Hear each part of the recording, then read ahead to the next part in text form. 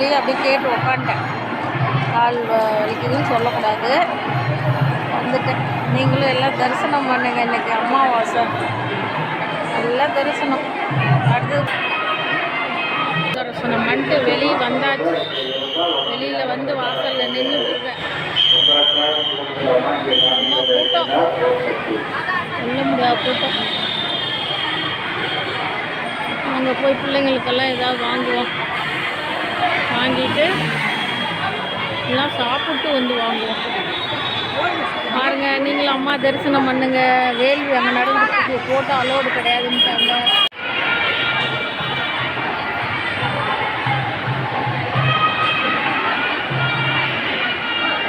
மேல்மருவத்தூர் அம்மாவை தரிசனம் பண்ணுறதுக்காகவே இந்த இடத்துல வந்து மறைஞ்சி நின்று எடுக்கிறேன். வேள்வி நடக்குது. அதில் இந்த குச்சி நெல்